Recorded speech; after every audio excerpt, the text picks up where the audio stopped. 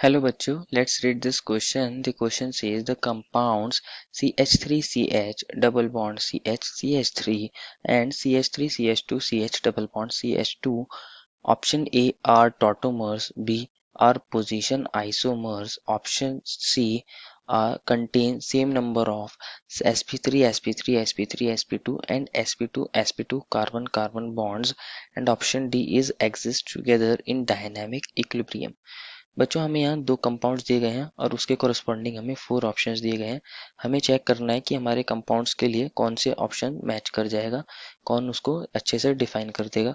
तो first of all बात करते हैं इस क्वेश्चन में हमारे की कंसेप्ट के बारे में, बट उससे पहले समझते हैं जो हमें दो कंपाउंड दिए हैं उसके अंदर अगर आप देख रहे होगे हमारे position of double bond change हो रहा है। तो की कंसेप्ट क्या हो जाएगा बच्चों, हमारे पास पोजिशन ऑफ डबल बॉन्ड, हमें यहाँ डबल बॉन्ड की पोजीशन को कंसिडर करना है, पोजीशन ऑफ डबल बॉन्ड। अभी हम दोनों एग्जांपल्स को, दोनों कंपाउंड्स को लिखते हैं कि हमें दोनों कंपाउंड्स क्या क्या दिए हैं।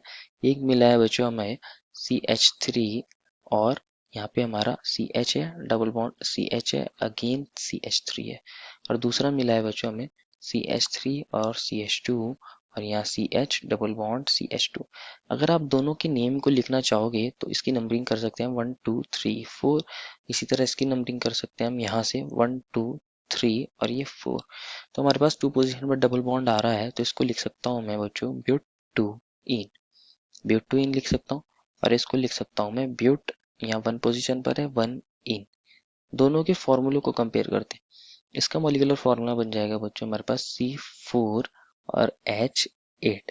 यहाँ पे भी बच्चों अगर चेक करोगे तो फॉर्मूला C4H8 बन रहा है, मॉलिक्यूलर फॉर्मूला सेम है, सिर्फ पोजीशन ऑफ डबल बॉन्ड में चेंज आ रहा है, सिर्फ position of double bond change हो रही है। पहले हमारे पास 2 पोजीशन पर डबल बॉन्ड है और दूसरे वाले में हमारे पास 1 पोजीशन पर डबल बॉन्ड है। Position of double bond he change है क्योंकि हमारे पास पोजीशन चेंज है। इस टाइप के हमारे पास आइसोमेरिज्म को बोलते हैं पोजीशन आइसोमेरिज्म, और ये जो आइसोमर्स होते हैं ये कहलाते हैं हमारे पास पोजिशनल आइसोमर्स या पोजीशन आइसोमर्स बोल सकते हैं।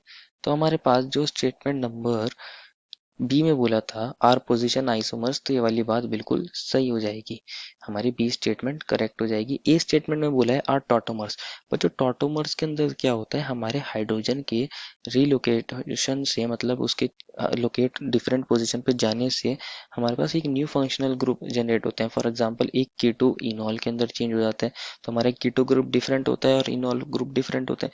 यहाँ तो हमारे पास बच्चों जो हमारे ग्रुप हैं डबल बॉन्ड है फंक्शनल ग्रुप, ये चेंज ही नहीं हो रहा है। यहाँ चेंज नहीं हो रहा है तो यहाँ हाइड्रोजन के ट्रांसफर से कोई चेंज नहीं आ रहा है, दैट मीन्स यहाँ पे हमारे पास टॉटोमेरिज्म पॉसिबल नहीं है। दूसरी बात ये होती है ये इंटर कन्वर्टेबल नहीं होती, यहाँ कोई डायनामिक इक्विलिब्रियम एग्जिस्ट नहीं करेगा। यहाँ डायनामिक इक्विलिब्रियम, कोई किसी टाइप का इक्विलिब्रियम एग्जिस्ट नहीं करेगा। इक्विलिब्रियम वहाँ एग्जिस्ट करता है जहाँ दोनों फॉर्म्स, दोनों आइसोमर एक दूसरे के अंदर इंटर कन्वर्टेबल होते हैं। फॉर एग्जाम्पल इन टॉटोमर्स हमारे पास कीटो फॉर्म इनॉल के अंदर कन्वर्ट हो जाती है, तो हमारे पास जो ए स्टेटमेंट दी है आर टॉटोमर्स वो गलत हो जाएगी, और हमारे पास जो डी स्टेटमेंट दी है वो भी गलत हो जाएगी। अब बात करते हैं हमारे पास सी स्टेटमेंट की। सी स्टेटमेंट में बोला है have same number of sp3 carbon carbon bonds. बच्चों अब हम यहाँ देखते हैं हमारे पास किस टाइप के बॉन्ड है। अगेन इसको दोबारा से समझते हैं। ये हमारे पास CH3 है, ये CH है, और यहाँ डबल बॉन्ड CH है और ये CH3। ये हमारे पास एक आइसोमर था, और दूसरा आइसोमर है हमारे पास CH3 CH2 और यहाँ CH डबल बॉन्ड CH2। अगर हम इनके हाइब्रिडाइजेशन की बात करें बच्चों, हमारे पास यहाँ कार्बन के चारों ही सिग्मा बॉन्ड है, तो इसकी हाइब्रिडाइजेशन sp3 हो जाएगी। यहाँ बच्चों हमारे पास कार्बन का एक पाई बॉन्ड है और 3 सिग्मा, तो ये बन जाएगा sp2। इसी तरह ये भी sp2 बन जाएगा, और ये वाला हमारे पास sp3 बन जाएगा। क्या बन जाएगा sp3। यहाँ कार्बन के चारों सिग्मा बॉन्ड तो sp3, यहाँ कार्बन के चारों सिग्मा बॉन्ड तो ये भी sp3, यहाँ कार्बन का डबल बॉन्ड और हमारे पास 2 सिग्मा बॉन्ड तो ये sp2, और यहाँ पे भी अगेन sp2।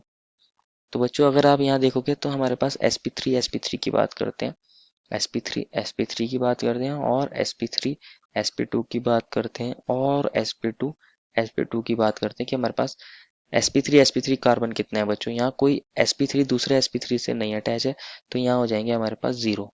और इस वाले केस में हमारे पास ये दोनों sp3 एक दूसरे से अटैच है, तो यहाँ हो जाएगा 1।